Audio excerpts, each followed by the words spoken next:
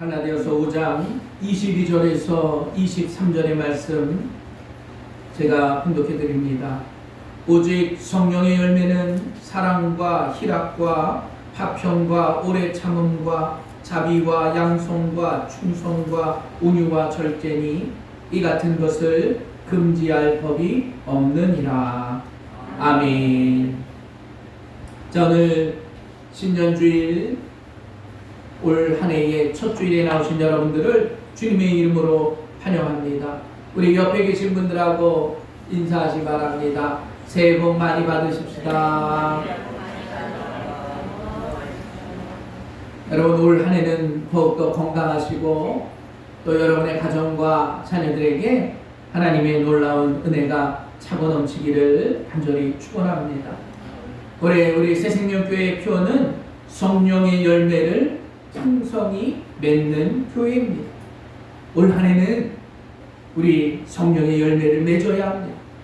여러분의 가정 또 교회에도 이러한 성령의 열매들이 차고 넘치게 맺어지길 바랍니다. 성령의 사역, 그 마지막이 바로 열매입니다. 우리가 성령의 인도를 받고 예수 그리스도를 믿고 하나님의 특별한 사랑 가운데 있다면 우리의 신앙에 있어서 열매가 맺어져야 한다는 것입니다. 열매 없이 내 믿음의 모습, 내 삶의 모습들이 인정받을 수 없다는 거예요. 누가 예수 잘 믿는 사람입니까? 여러분, 누가 믿음 안에 살아가는 사람이겠습니까? 목사라고요? 그렇지 않아요. 오랜 신앙생활을 했다고 알 수 없다는 거예요. 왜냐? 그것은 영적인 일이기 때문이에요. 그것은 내적인 일이기 때문입니다. 겉으로 봐서는 그 사람이 신앙생활 잘하는지, 그 사람이 믿음 안에 살아가는지 판단하기 어렵다는 것이죠. 우리의 신앙생활, 그것을 통해서 알 수 있는 한 가지의 방법이 있습니다. 그건 바로 열매가 맺혀지느냐 아니냐 하는 거예요. 오늘 성경의 말씀이 바로 그것입니다. 열매를 통해서 믿음 생활의 길을 알 수 있다는 거예요. 마태복음 7장 16절에 보면 주님도 말씀하십니다. 그들의 열매로 그들을 알지니 가시나무에서 포도를 또는 엉겅퀴에서 무화과를 따겠느냐. 이와 같이 좋은 나무마다 아름다운 열매를 맺고 못된 나무가 나쁜 열매를 맺나니 좋은 나무가 나쁜 열매를 맺을 수 없고 못된 나무가 아름다운 열매를 맺을 수 없나니. 여러분, 좋은 나무는 아름다운 열매를 맺는 것입니다. 나쁜 열매는 못된 나무가 맺는 거라는 것입니다. 우리가 믿음 안에 살아가고 우리의 신앙의 모습은 우리의 열매를 통해서 인정받는 것입니다. 물론 우리의 마음까지, 우리의 속마음까지 세상 사람들은 알 수 없어요. 주님은 아시겠죠. 그러나 우리가 이 시대를 살아가면서 매일매일 우리의 삶을 통해서 여러분, 우리 안에서 신앙의 열매가 맺어져야 하는 것이에요. 또 누가복음 13장에 보면 무화과 과수원 비유의 말씀에 열매를 맺을 때가 되었는데 맺지 않으면 왜 땅만 허비하냐는 겁니다. 어떻게 해요? 찍어 내어버리는 거예요. 우리의 신앙생활은 성장해야 합니다. 아니요, 성숙되어져야 합니다. 점점 더 발전되는 것이에요. 만약에 그러한 과정이 없이 내가 아직도 어린 나무와 같다면, 내가 아직도 어린 신앙의 소유자라면, 나에게 있어서 신앙의 열매가 없다면, 여러분, 올 한 해는 성령의 열매를 맺어질 수 있는 우리의 삶이 되길 주님의 이름으로 간절히 축원합니다.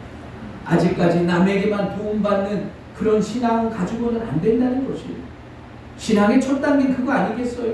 누군가의 도움으로 내가 예수 그리스도를 알게 된 것입니다. 또 그분의 권면으로 신앙생활을 잘 하게 되는 단계예요.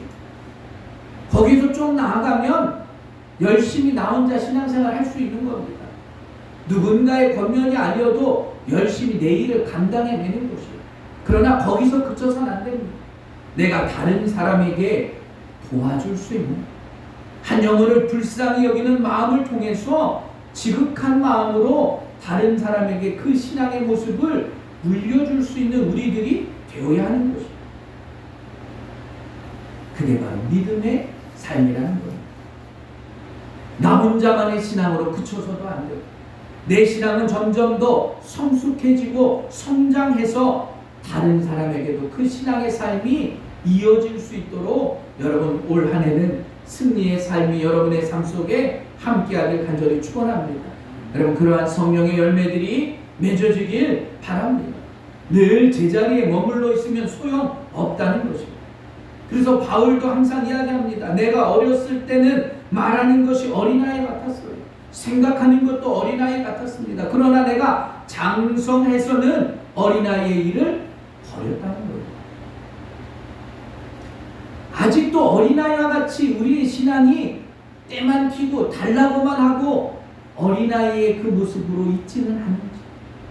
여러분 장성한 사람이 되어서는 어린아이의 일을 버려야 합니다.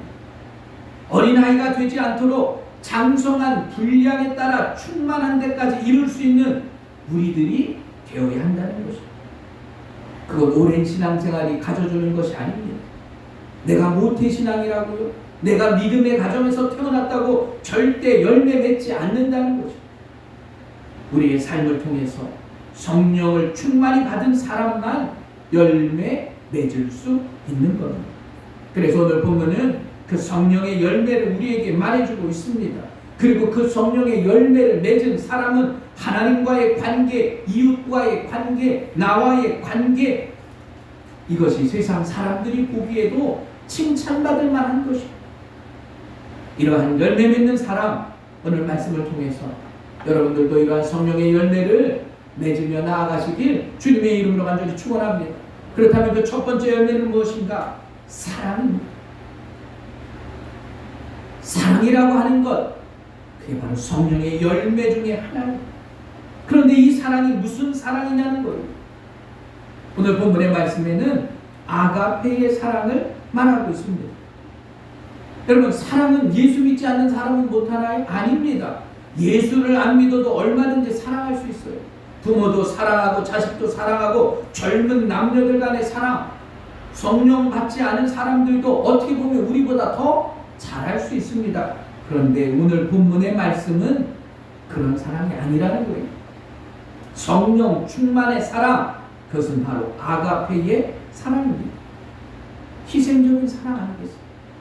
무조건적인 사랑입니다.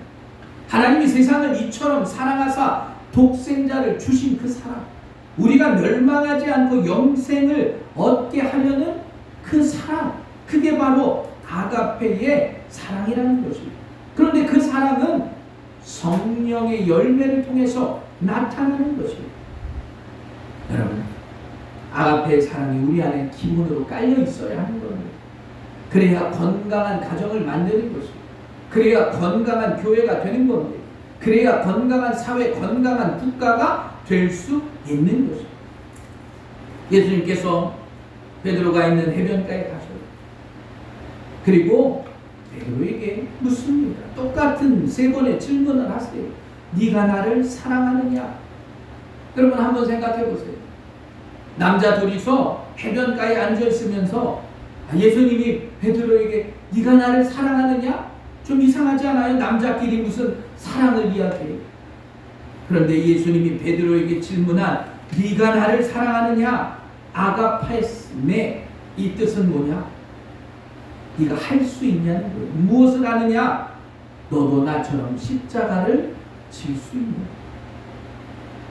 여기서의 사랑은 십자가에 달려 돌아가신 예수 그리스도의 그 희생과도 같은 사랑입니다. 그런 사랑을 할 수 있느냐 묻는 것이 오늘 사랑하는 성도들에게 묻습니다. 여러분 그런 사랑을 하실 수 있겠습니까? 예수 그리스도의 그 십자가의 사랑, 그 사랑이 바로 성령이 맺는 열매임을 여러분 모두가 기억하시길 주님의 이름으로 간절히 축원합니다. 여러분 올 한 해는 그러한 사랑을 하시길 바랍니다. 예수님의 그 십자가를 생각하면서 내가 사랑한다면 사랑하지 못할 사람이 누가 있겠어요? 여러분, 이 아가페의 사랑, 그 사랑을 실천하시길 주님의 이름으로 간절히 축원합니다. 두 번째는 희락입니다. 희락은 뭐냐? 기쁨 아니겠어요? 그런데 그 기쁨은 세상의 기쁨과도 또 다릅니다. 내가 오늘 옥에 갇혔어요. 그 안에서 매를 맞았습니다. 핍박을 받고 굶주리고 헐벗고, 그런데 기뻐하실 수 있냐는 거예요. 그럼에도 불구하고 희락을 얻는 것, 기뻐하는 것, 그게 바로 희락의 삶입니다. 바울은 나는 기뻐하고 또 기뻐하고 항상 기뻐합니다. 그럼 그 기쁨이 뭐냐는 겁니다. 그게 바로 희락이에요. 환경에서도 그 어떠한 어려움 속에서도 나는 변하지 않는 겁니다.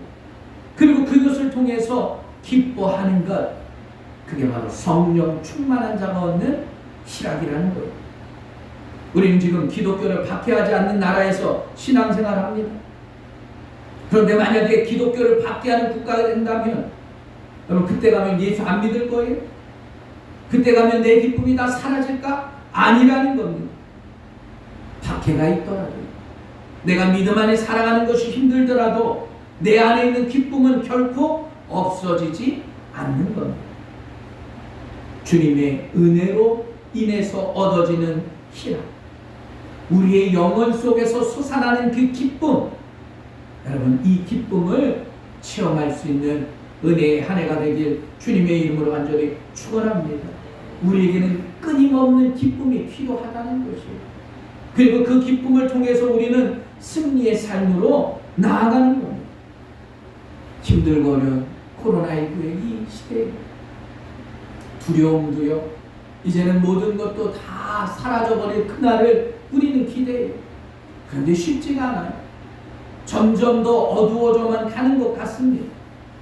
그럼에도 불구하고 우리의 마음속에 성령의 기쁨이 희락이 넘치길 주님의 이름으로 간절히 축원합니다. 여러분 말씀을 사모하시고 간절히 기도하십시오.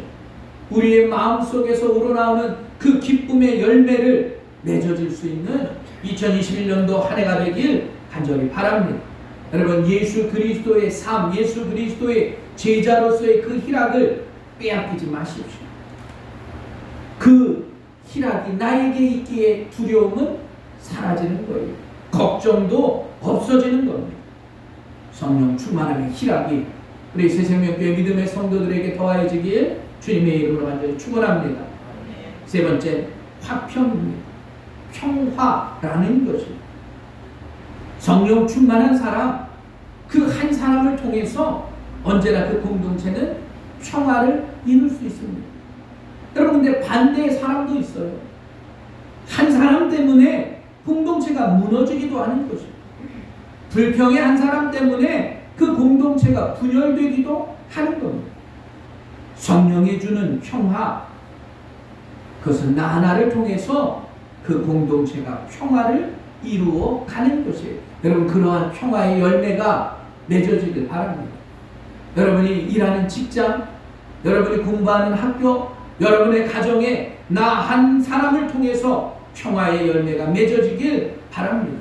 여러분 그러면 가정이 행복한 것입니다. 그러면 여러분이 직장 생활할 때 그 직장이 행복한 직장이 되는 것이에요. 사회도 마찬가지 아니겠습니까? 힘이나 명예나 그런 것이 아니에요. 모든 사람들이 평안함을 얻을 수 있는 평화. 우리가 코로나19의 이 두려움이 아니라 정말로 가정 안에서의 사랑, 직장 안에서의 그 행복을 느낄 수 있는 평화. 여러분 마음의 평화, 성령이 베풀어주는 그 평화가 우리에게 더하여지길 간절히 바랍니다. 네 번째는 오래 참음이에요. 신앙은 인내가 바탕입니다. 하나님께서 우리에게 축복을 주세요. 그런데 인내함의 모습이 있어야 하는 것입니다. 오래 참지 않고 내가 인내하지 않고 놀라운 은혜의 복을 받은 사람은 없어요. 반드시 우리는 기억해야 합니다. 참는 것, 나에게 또 다른 은혜의 복의 길이에요. 그리고 그것은 우리의 신앙의 바탕입니다. 내가 말씀을 믿고 신앙생활 하는데 여러분 풍파와 같은 바람이 매일 우리에게 임해요.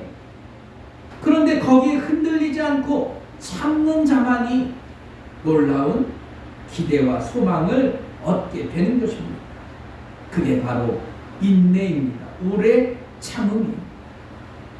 칠흑 같은 우리의 인생의 길이지만 기대와 소망을 버리지 말고 여러분 당황하지 말고 인내하면서 그 소망을 향해서 나아갈 수 있는 여러분들 되시길 바랍니다.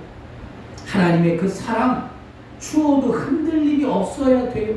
그 사랑을 믿는 믿음이 변하지 않아야 한다는 겁니다. 우리의 자녀들이 이 인내의 믿음의 열매를 올 한 해는 풍성히 맺길 바랍니다. 여러분 인내가 없는 믿음은 흔들리는 믿음일 수밖에 없다는 것입니다. 그리고 이러한 시험, 이러한 인내를 견디는 자에게 놀라운 축복이 임하는 겁니다. 올 한 해는 힘들어도 여러분 참고 나아가십시오. 인내하는 자에게 주시는 놀라운 축복이 우리의 가정과 자녀들에게 차고 넘치게 되길 간절히 바랍니다. 그리고 다섯 번째는 자비예요. 자비. 넉넉한 마음입니다. 다른 사람을 바라보는 마음, 그리고 그들에게 베푸는 친절, 그게 바로 자비로움입니다. 자녀들을 바라보는 부모의 마음 아니겠어요? 언제나 좋은 것을 주고 불쌍하고 애처로운 자녀들의 그 모습, 그런데 우리는 거기서 그치는 것이 아닙니다. 하나님이 우리를 통해서 허락하신 그 놀라운 긍휼의 마음, 자비의 마음이죠. 모든 것을 창조하시고 그 마음의 사랑, 이것으로 옷 입혀 주셨는데 우리는 그것을 떠나버리고 파괴하는 것이 우리들의 모습이에요. 그러니까 자비의 마음은 사라져버린 겁니다. 자비의 마음이 아닌 원수를 맺는 마음이, 서로를 저주하고 파괴하는 마음이, 타협과 양보는 사라지고 물리고 거부하는 마음. 여러분 만약에 이 사회에 모든 사람들이 이 마음을 조금만 가지고 있어도 사회는 변화될 겁니다. 그런데 지금 한번 세상을 돌아봐 보세요. 남을 해치려고 하고요. 분노의 마음, 정신적으로 문제 있는 것들, 많은 사람들이 갈라서고 분리되려는 마음이, 하나님께서 우리를 바라보는 그 마음, 그 자비로운 마음이 우리에게도 필요한 겁니다. 가늠하다가 현장에서 잡힌 여자를 사두개인들, 바리새인들, 율법주의자들이 끌고 와요. 예수 앞에 내 동댕이 치고 죽이려고 할 때 주님 뭐라고 말씀하세요? 너희 중에 죄 없는 자가 먼저 돌로 쳐. 그 말에 모두 다 도망칩니다. 왜냐? 내가 그 돌을 들 수 없는 것이다. 많은 사람들은 지금도 그 돌을 들고 다른 사람에게 던져요. 그러나 그 돌은 나에게 던지는 돌과 같습니다. 주님 말씀하세요. 여자야, 너를 정죄하는 자가 있느냐? 여자가 말하기를 없나이다. 나는 너를 정죄하지 아니한다. 집으로 돌아가라. 이제는 더 죄 짓지 말라는 것이다. 주님의 그 자비는 다른 사람에게 돌을 던지는 것이 아니라 다른 사람을 살리는 것입니다. 예수님은 그 여인을 죽이는 것이 아니라 그 여인을 살리기를 원하시는 그 마음, 그게 바로 자비함입니다. 요즘에 수많은 사람들이 인기인이 되고 문제가 크게 다른 사람의 이슈가 되면 한순간에 무너지는 것을 보게 돼요. 과거에 잘못했던 일, 자기의 실수했던 일, 많은 사람들은 돌을 들고 그것을 캐내고 그것을 던지려고 해요. 여러분, 근데 돌 던지는 우리에게 자유함은 없습니다.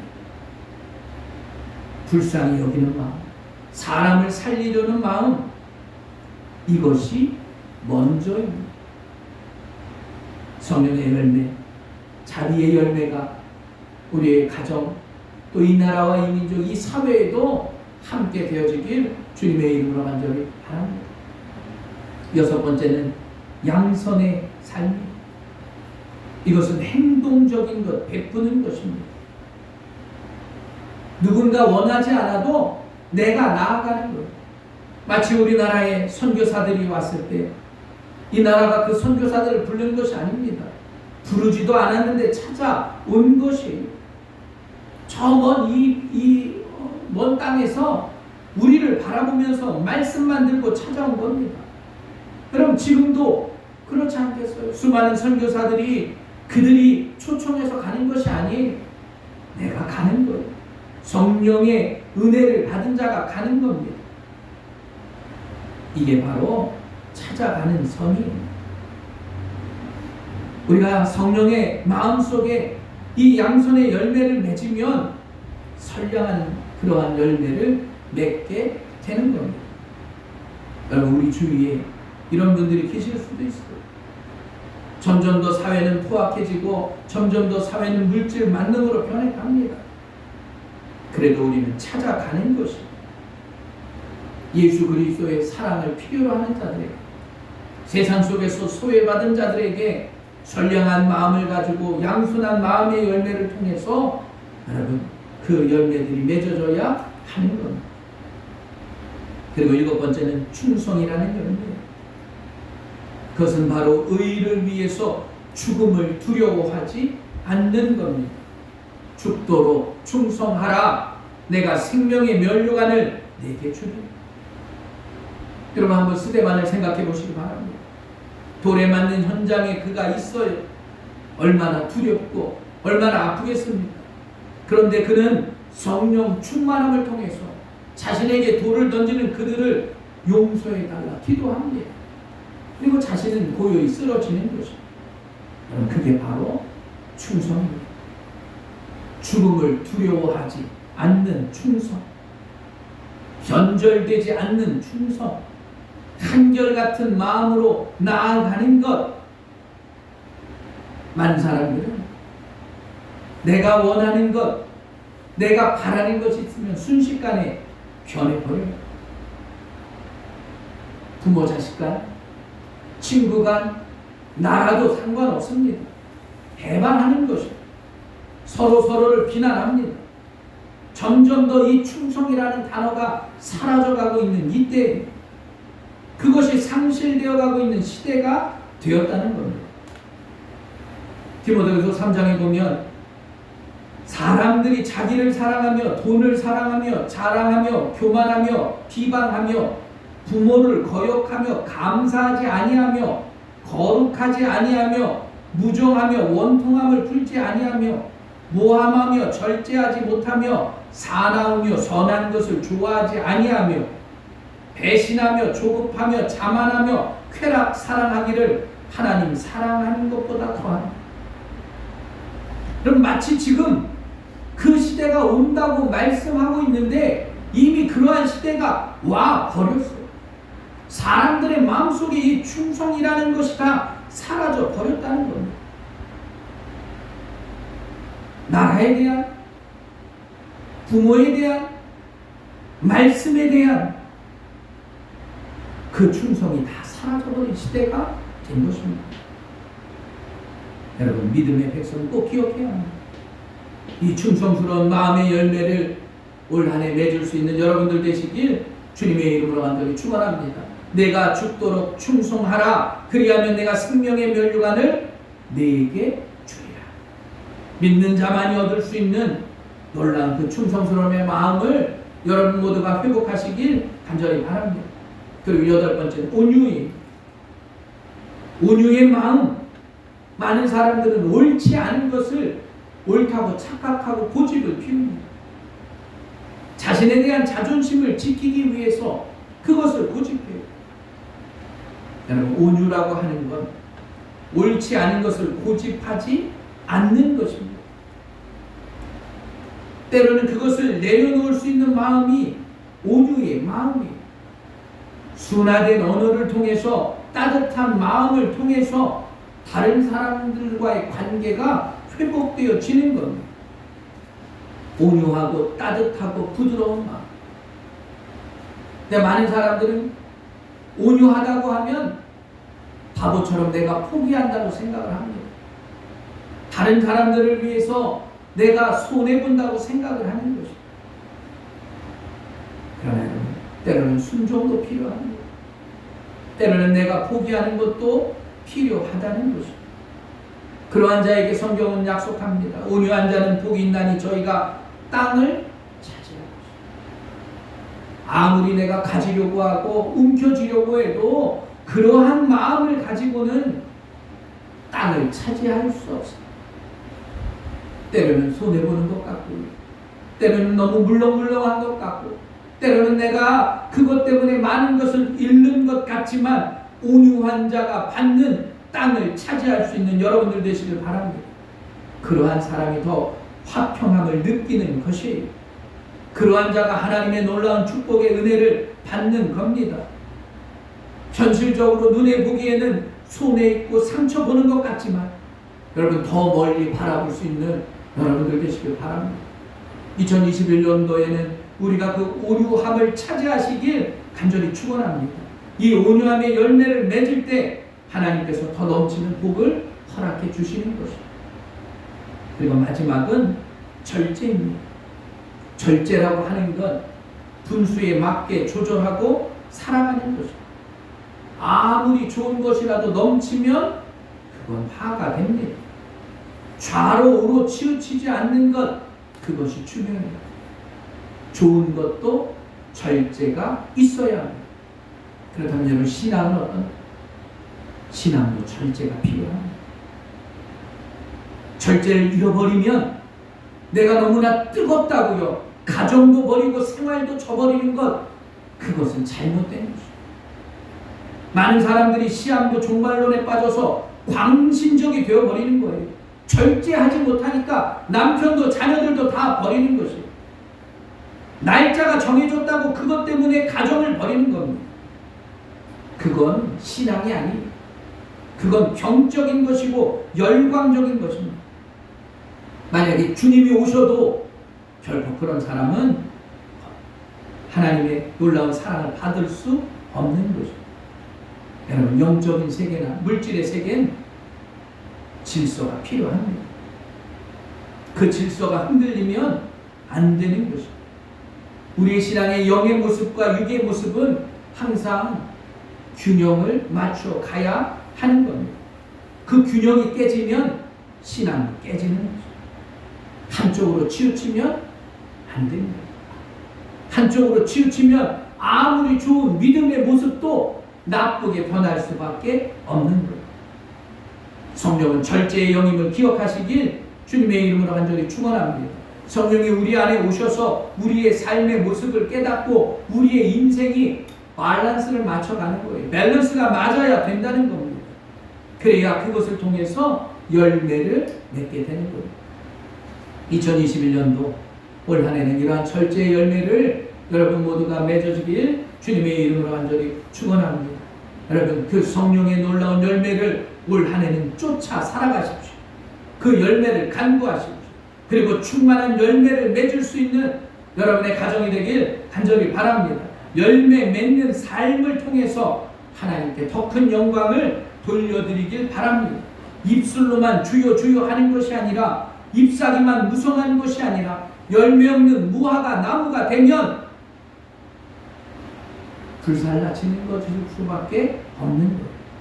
저주받을 수밖에 없는 겁니다.